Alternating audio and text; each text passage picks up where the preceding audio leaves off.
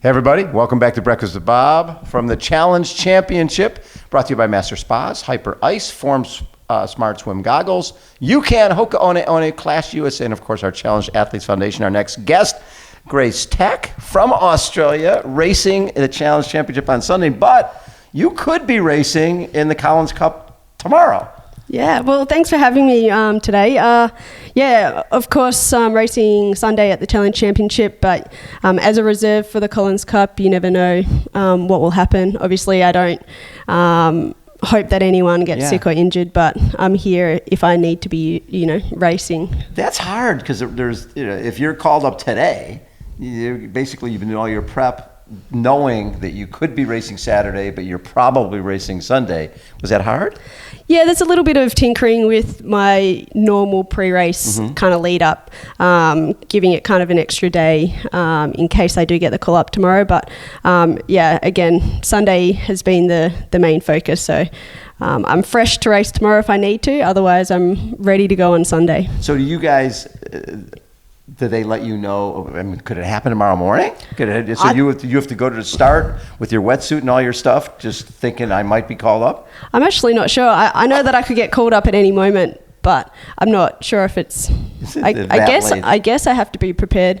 The nice thing is, I'm thinking, oh my God, she's got to get up early. No, the race is in like what, 1 o'clock? 1 o'clock. Yeah, I like it. Okay. So I got a little bit of time. You got time. I probably will know by. Yeah, I'm sure by. By the time everyone's awake. Exactly. So you ran at Providence College. That's correct.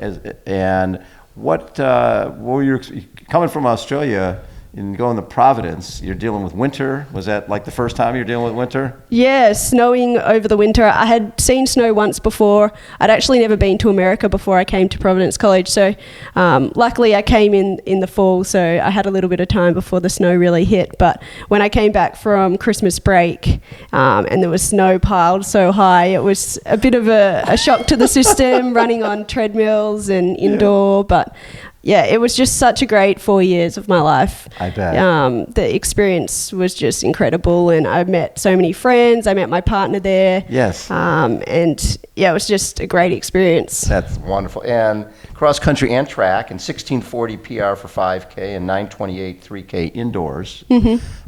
So was there a point when did triathlon become part of your life?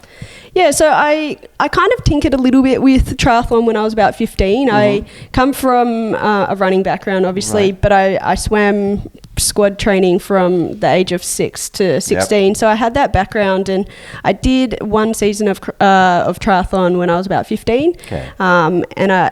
At the time, I still had a lot of running goals that I wanted to accomplish. So I kind of put that to the side and focused on running and, went to America. And then I did have quite a few injuries while I was in America, lots of stress fractures in my feet, unfortunately. And I spent a lot of time cross-training. So when I wasn't running, which was quite a lot of the time, I was bike riding and swimming. And I kind of really liked the variety of the three kind of disciplines. Yes. And I actually found that my running was the strongest when I was cross-training. So I'm a firm believer in that. I feel, and now looking back on it, do you think you would have been a better runner in high school and college if they were putting you on a bike, even if it's a stationary bike? Yeah, for sure. And I think my coach at the time didn't necessarily see that. They don't. And then I was kind of a little bit of an example in that last year where he was pretty shocked at how I came back so quickly from injury and how I ran with the cross training. So I think he's even implemented some of that going forward, and even the use of bodyweight support systems like the Alter G or lever running. It's been incredible to help kind of manage that load when my body can't take that full. I just remember when Gwen Jorgensen was in college, she won, I think, the Big Ten 3K championship. And she was running faster as a triathlete on half the mileage. Yeah. Yeah, right? And then she ran in college. And you think that most of the coaches, because everybody knows what everybody else is doing, at this point they know that it works. Yeah. But people are very stubborn. Yeah. I definitely think the carryover in fitness just carries over it's from the engine. swimming. You're tuning the engine. Now you do have to, as a runner, you've got to refine it. Yeah. And you obviously need to do those quality workouts. You can't replace all those with hard work on the trainer or an Altergy, but it certainly complements it well. Yeah, it's a good trick, and I think more coaches need to utilize it in the running industry, because I think with injury risk and stress fractures is just ridiculous. So I forget who I was talking to yesterday. He said had 6 stress fractures at least during college. I'm like, there's something wrong with that. I'm probably around the same level. Really? Yeah. So 17th at Nice at the Worlds, would you look at that as one of your better performances?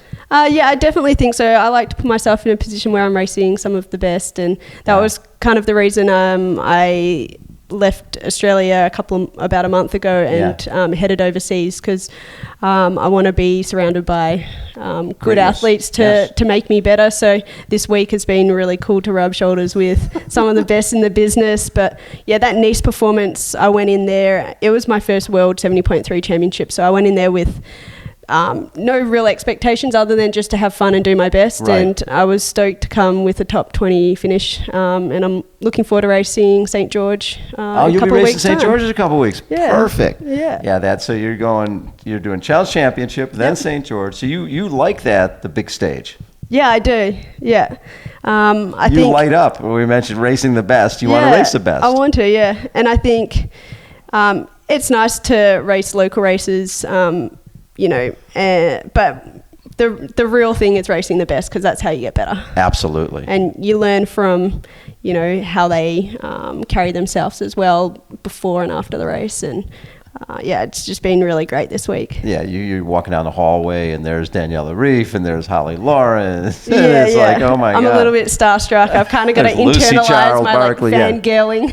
Yeah, you're like, you don't want to go, can I get your autograph? And then you're racing them the next day. Yeah. That's a little different. So after this and then St. George, will you hopefully stay in LA and then just see what comes? Because there's a lot of, you got Malibu Triathlon, there's and even races that don't necessarily have a prize purse or a pro purse. Just being out there and doing short distance stuff certainly helps. Yeah, for sure. And I'm hoping to stay as long as I'm allowed. In the US, I think the opportunities there are pretty great at the moment. So looking just to pick up a couple more races for the rest of the year. And I think with Kona postponed, there are a few more opportunities that have come up in the last week or so. So is the goal to eventually to stay with 70.3 for a while and then see what happens with the longer distance, or you see yourself as that iron person?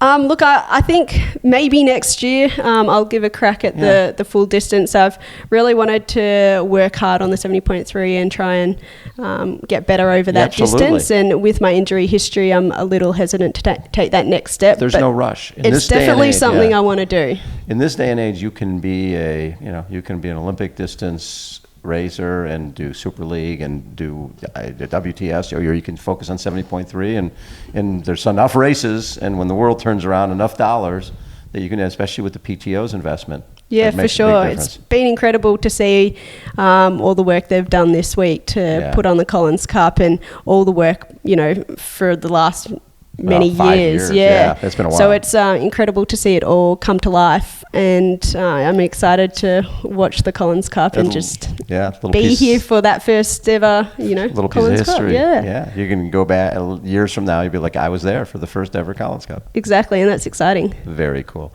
Great, such a pleasure to get to meet you. Thank you for taking time, and good luck on Sunday or tomorrow, depending on what happens. Thank you very much. It's been nice to chat. So again, this is Grace Thek. My name is Bob Babbitt. This is a Challenge Championship. Hold on, everybody. We will be right back.